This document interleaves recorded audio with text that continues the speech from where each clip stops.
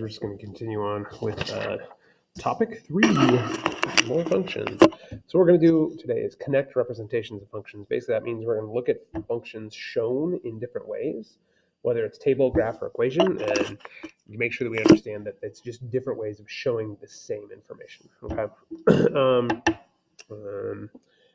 Eliza volunteers at a nearby aquarium where she tracks the migratory patterns of humpback whales. Sounds pretty cool. From their feeding grounds to their breeding grounds. She recorded the distance traveled by whales each day for a 7-day period at the start of their migration. Just getting a calculator here. Based on Eliza's data, about how long will it take the humpback whales to travel the 3,100 miles to their breeding grounds? So we have this function right here. We have this table representing days for our x or our inputs, and then distance or miles for our y values or outputs. Remember, right? X values are inputs. Y values are our outputs. Right? And so the idea here is that we are going to kind of average out how much they travel per day, because we can't really, this isn't consistent data because it's kind of real world data, right? That humpback whale is not going to travel the exact same amount every day, right? So we're going to have to average this together to figure out how much they do in one day on average, and then kind of divide that into that 3,100 miles. To see kind of overall how long it would take. So the idea is we take kind of all our distances, add them together, right? So 20 and 30, 27, another 30, a 24, and a 36. So we kind of just add those together. And then we're going to divide by, let's see, 7 days, I believe. Yep, 7. And then that's going to do it. Okay, so use our calculator real quick because, I don't know, it would not be that efficient to do this by hand. Let's see if I can get it all on the grid here. All right. So 30 plus 28. Again, this is the Desmos Scientific Calculator. It is a free scientific calculator. It's very useful. And that's a 30, even though it looks like a 32 when I wrote it.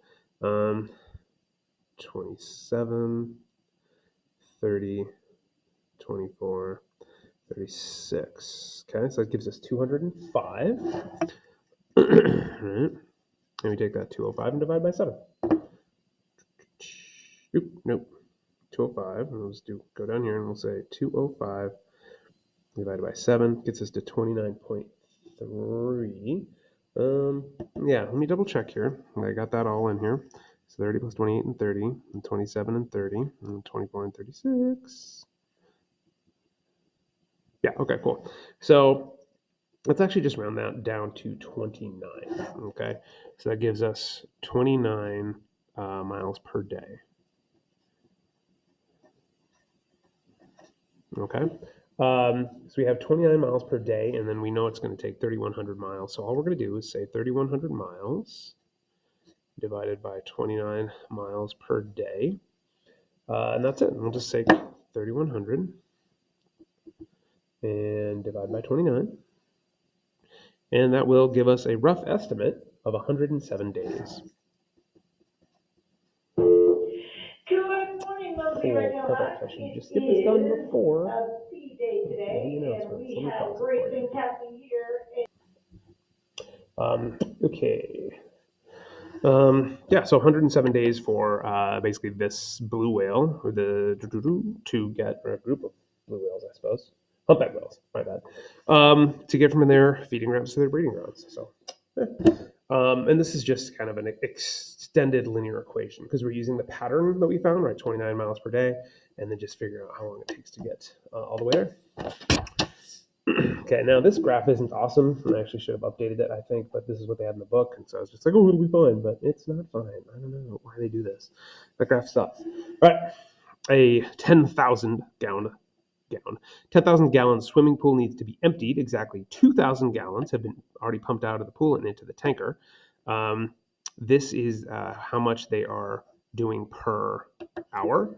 So we need to find the equation and do a graph, right? So we're starting at 2,000, right? So that's our y-intercept.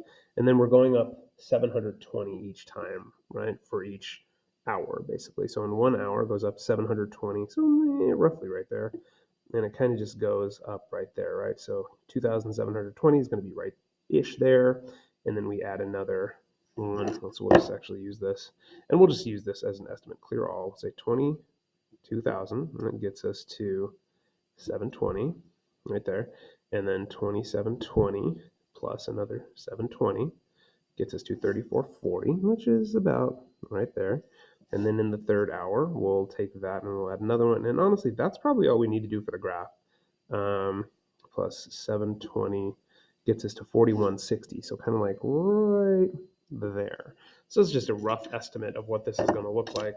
And the idea is how long we're going to figure out roughly how long it'll take for us to get to that 10,000, right? So we kind of just graph it out like that, and it's going to take roughly 10 and a half hours, okay? So according to the graph, we have an estimate of how long it's going to take to empty that swimming pool, right? So let's actually take that and put it into an equation. So we know that we're going to start at 2,000, right? Because that's already emptied. And then it's going to be 720 per hour. So that's our slope right there, okay? So we need to figure out how long it takes to get to that 10,000, right? So we're looking for the time, but we already know what our y value is. We know it's 10,000. So we're actually just going to plug that in to our equation and then just solve it, right? So we, a lot of colors. Ooh, and that should be a 2,000, not 200. Bad. There you go. So just like any other equation we would solve, we subtract the 2,000 from it. Okay, that cancels out. We get to 8,000 equals 720x. And then we divide by 720. All right, we're still using those equation solving skills. And then we're going to just use our calculator. Come on, guys. And with any luck, we should get roughly 10 and a half hours. Well, is that a little further? I guess my graph's a little bit off. So 8,000 divided by 720 actually gives us a little bit over 11 hours. So 11.1 hours.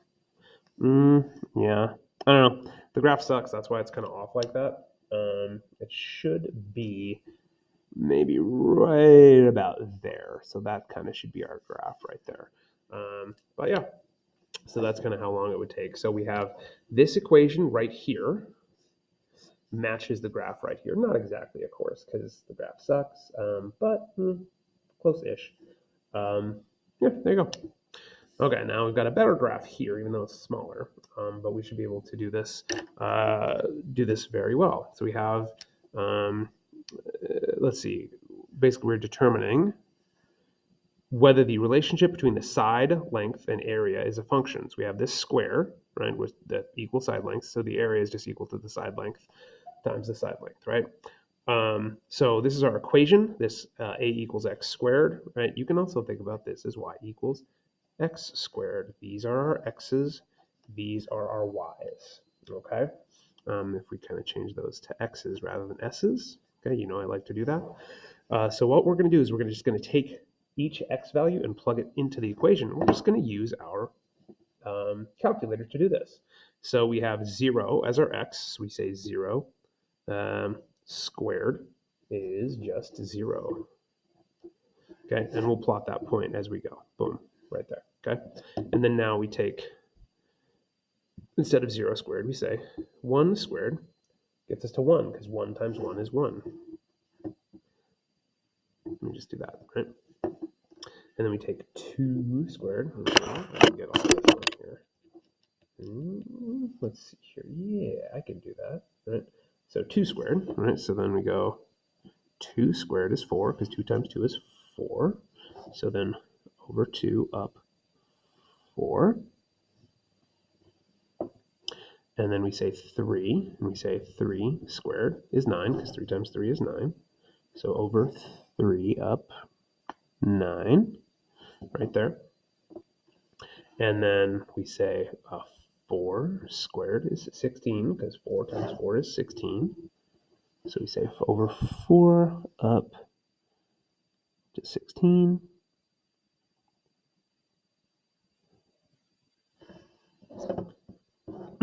And then 5 squared is 25, because 5 times 5 is 25, which I think is all the way at the top. Yeah. So we have this kind of curve happening right there. And so again, guys, we're talking about functions here, right? So we have our lengths, our x values here. Each one of these is a distinct x value. It is unique. They do not repeat. They each kind of match to a distinct value, right?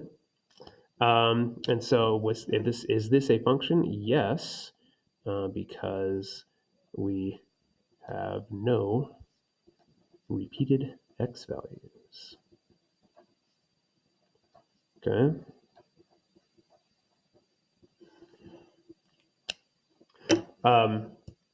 And let me kind of approach another way to think about this, right?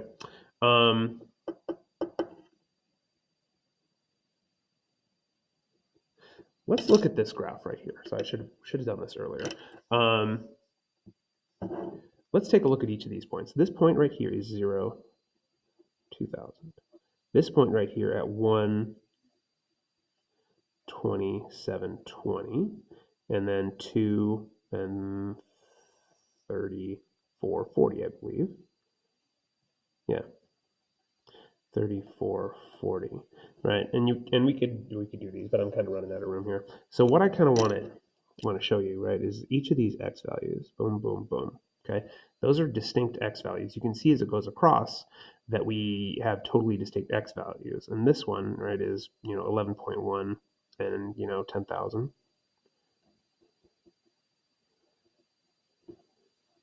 Okay, so those x values are all distinct. So that's definitely a function, right? What kind of tells you that? Another way to do that is as you drag kind of a vertical line across, you can see that there's no point that kind of like stacks on top of it. So there's no point that's stacked on top of it. That's another way to tell that it's a function. Okay, and as you go, you can see that none of these points have points stacked on top of them vertically. Okay, they're all kind of like distinct, and that's that x value being unique, right? That means that there's no kind of like vertical, there's not 2 points stacked on top of each other like right here, right? So that's kind of one other way to tell if something's a function or not. So it's called the vertical line test, and that kind of brings us into this, right? As we drag our vertical line across, we can see that there are no points stacked on top of each other here, right? So yes, this is a function. And then we take a look at this one and we say, oh, well, there's no points stacked on top of each other here. So yes, this is a function.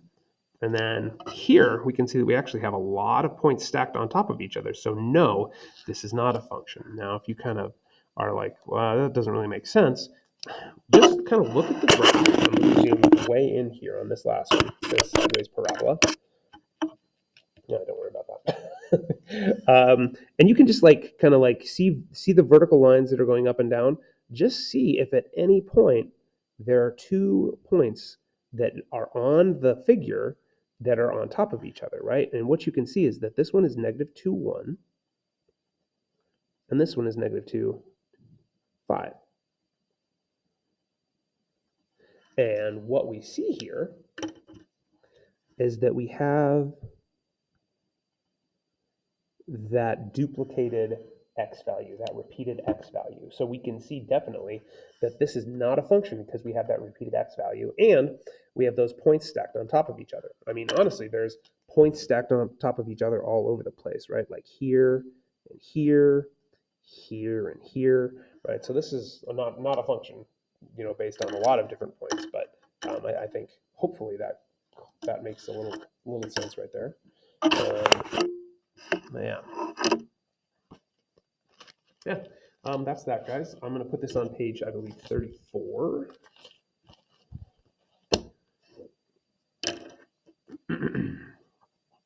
We're going to call this 3-2, connect representations of functions.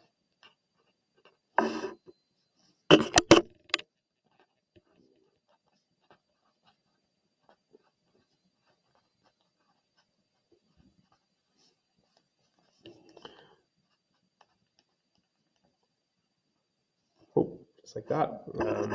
Obviously, I will glue it in. And I don't have to do it right now, but it will get glued in. Boom, right? Just like that. And then my table of contents. It's on page 34. 3-2, connect representations of functions. Just like that. Okay.